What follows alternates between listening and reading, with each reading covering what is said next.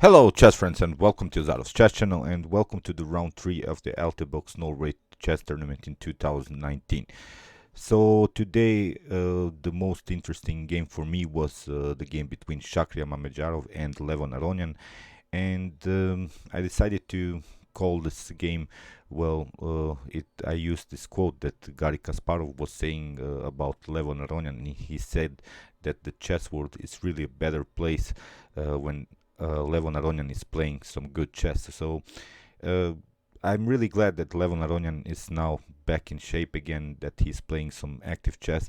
Although he lost yesterday the game, this Armageddon game against Magnus Carlsen, today he played again a very nice game against Shakriyar Mamedyarov, and I would really love to know for which player is Garry Kasparov supporting, because Garry Kasparov is born in Azerbaijan, but his mother was Armenian, so I think his heart is a little bit split here when he's watching these two players playing. So both of them are top grandmasters. I really love their games, and I've also mentioned in some of my videos when I analyzed Levon Aronian's games that Levon Aronian is really one of my really favorite chess players these days, because when I was starting again to play chess, when I was starting to follow grandmasters, I really loved his d4 play.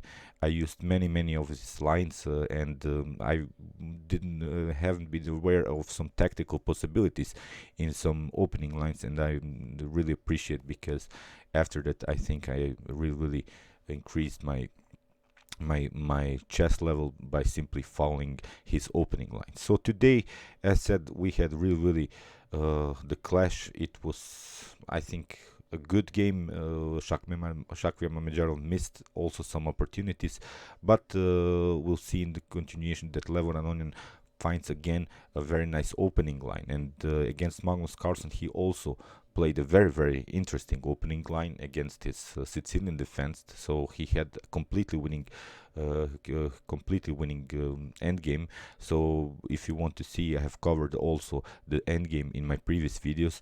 So as said, Levon Aronian is back in shape. I'm really glad he's now on the second place. Maybe he can even win this tournament. So let's see what happens. c4 here played by Shakriyar Mamedyarov, e5 here by Levon Aronian, knight on c3, and we have knight on f6. We have now the English opening.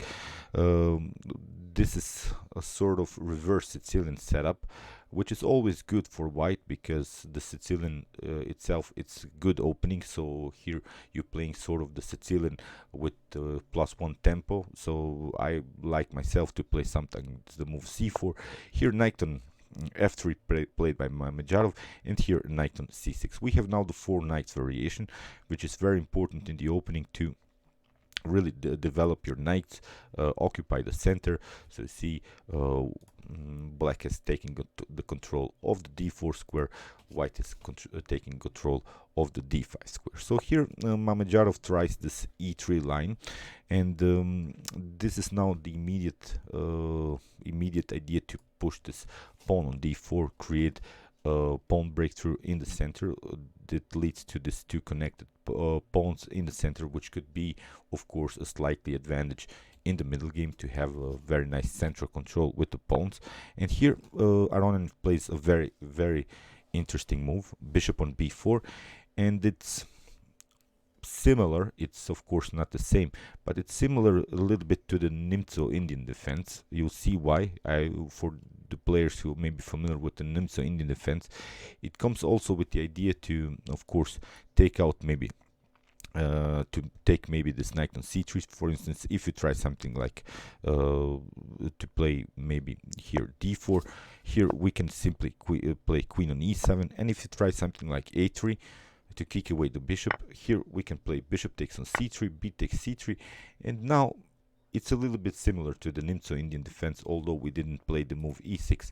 But now we have created a weakened pawn structure on the queen side of white, and here, of course, our main idea just is develop maybe the bishop here on b7, or maybe develop the bishop by playing simply d6, creating sort of a blockade on dark squares because we have lost the dark square bishop, so it means that you have to be careful on dark squares. So really building so-called blockade on this dark square. So that's why here queen on c2 was played by Shakriyar Mamedyarov, not allowing some doubling up pawns situations. And this is also good because you have developed your queen. Still you have possibilities to push the pawn here on d4, and here Levon Aronian plays immediately bishop takes on c3. This is a brave idea to give up the bishop pair in the early stage of the game, because here queen on c3, again you see Shakriyar Mamedyarov is not allowing this doubling up pawn situation, and now queen on e7 with the same idea to play d6, b6, creating again a blockade.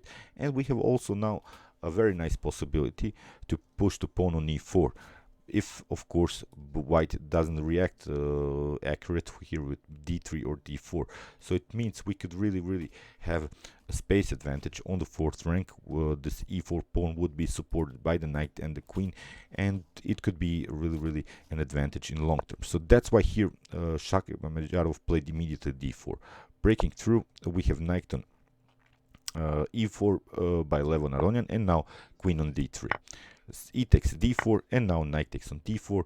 Of course, you cannot recapture with the e pawn because there are some dangerous discovered attacks here by the queen. So that's why knight takes, and here castling, castling played by Levon Aronian. So you see, Levon Aronian really played on this fast development, which I like. The position is really equal here, so Levon Aronian managed to equalize the position in move 9, which is very good for black.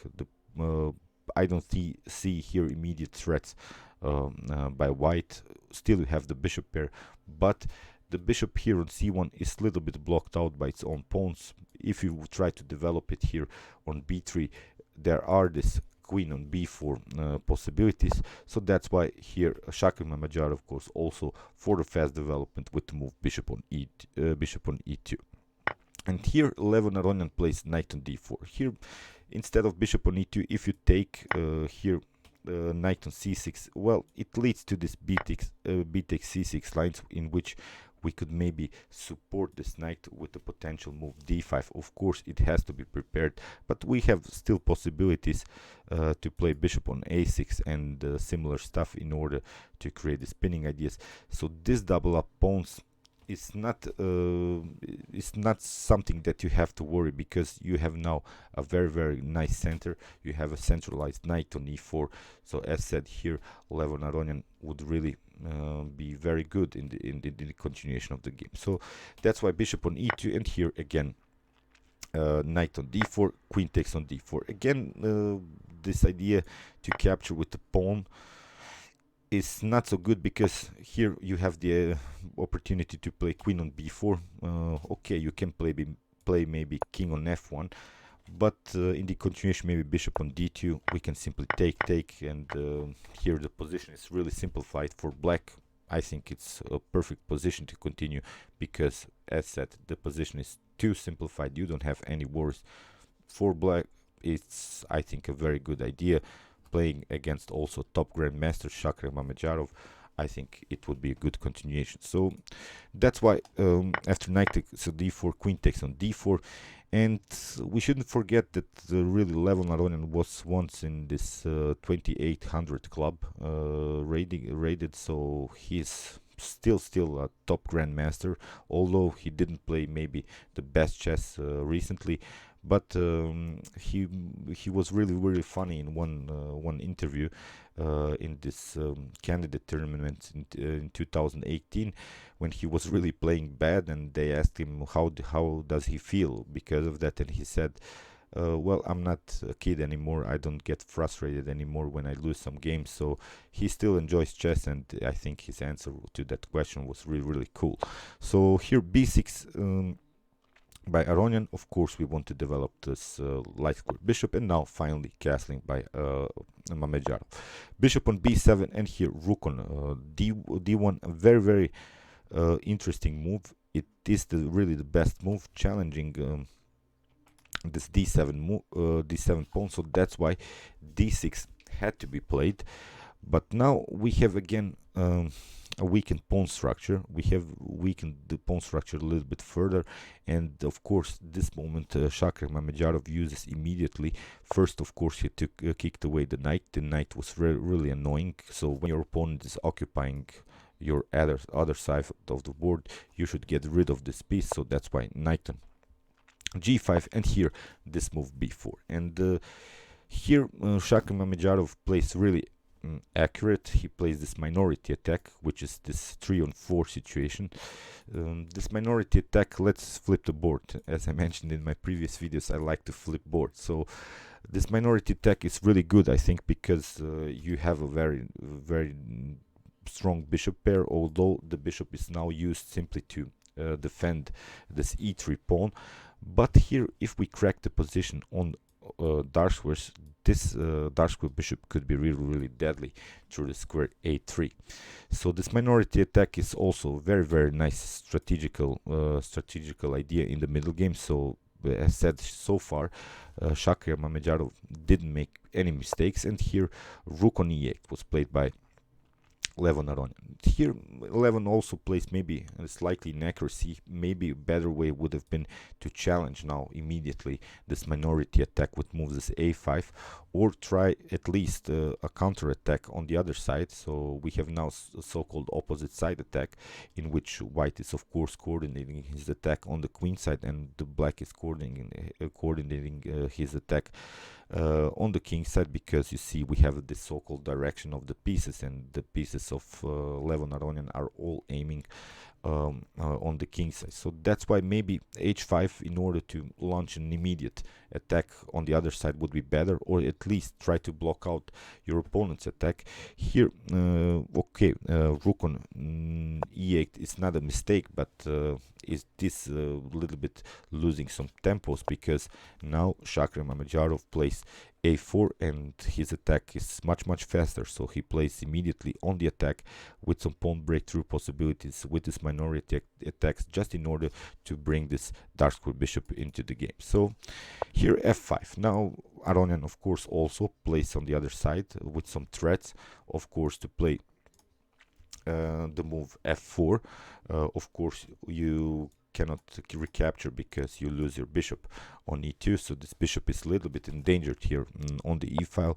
And here c5, you see the pawn breakthrough, it's a very good idea. And now d takes c5, and here after b takes c5, now we have knight on e6, and now comes this critical moment of the game.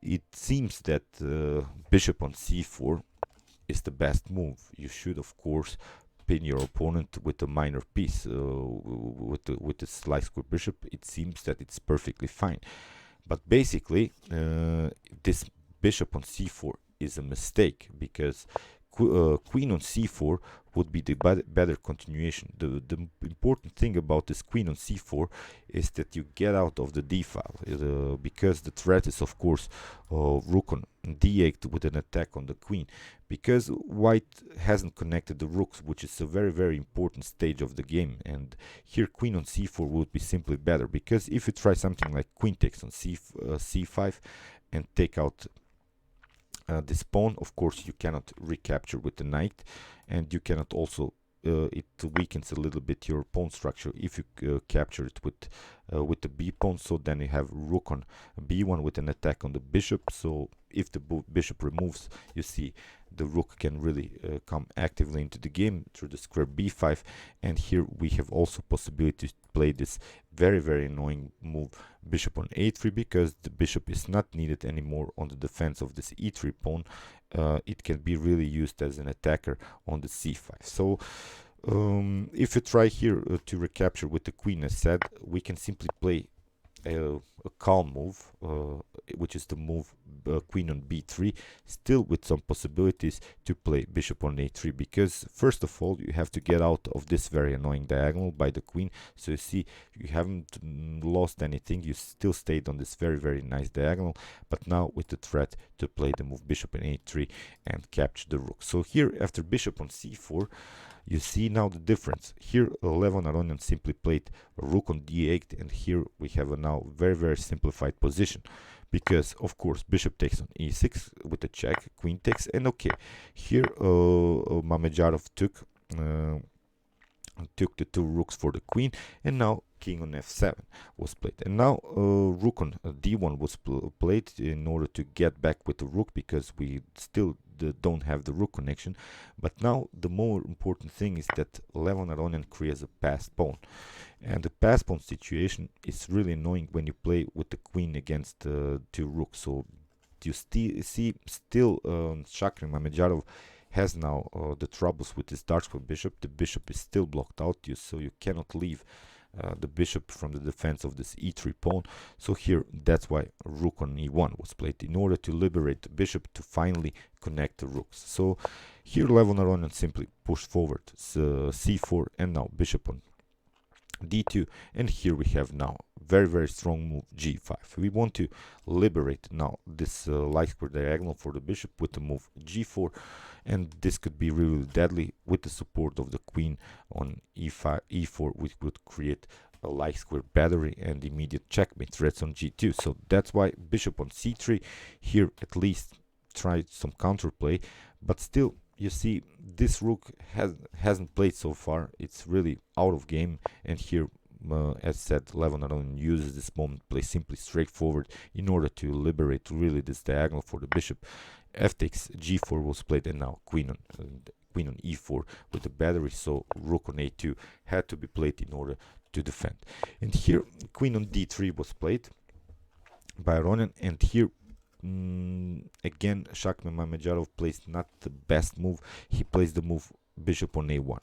A better idea would be bishop on d4 to create at least a compact position here around this e3, and maybe try to create a blockade against this advanced c4 pawn, at least to play to have the possibility to play freely with the rooks. Now with bishop on a1, you see of course Levon Aronian simply playing straightforward, but now after rook on f2, here bishop on e4 was played, and now rook on c1, and now finally c2. And in these positions, Shakriyar Mamedyarov resigned, because you see now we have a very weak e3 pawn, which can be captured in the next move. You cannot defend it. You see how important it was to really have the bishop here on d4. If you play the bishop on d4 now, we can play simply queen on d1. You have to bring your other rook into the game. Now we can capture the g4 pawn, so it's really a lost position here for white. So see, two mistakes by Shakriyar Mamedyarov, two really bad mistakes which costed him the game. But I think Levon Aronian was playing very well the opening. Shakriyar Mamedyarov had his chances with his pawn breakthrough, with his minority attack on the queen side, and but okay, here Levon Aronian was really was worthy at least grabbing a point, because he really lost.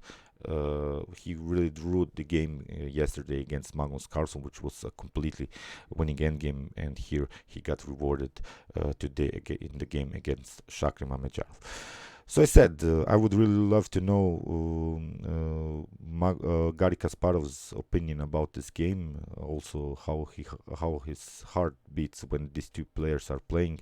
He's really I think dedicated to both of them, and I love also Garry Kasparov, of course, but as I said, I would really love to hear his opinion about these two players. Okay, I hope you enjoyed this game. Meanwhile, you can watch my other commented chess games from the series, from also some Altibox Norway chess tournament games, and you can also watch my best chess games of all time if you want to see the best chess games that have been ever played in chess history. And you can also subscribe to my channel. Thank you for watching, guys, and chess is the best, of course.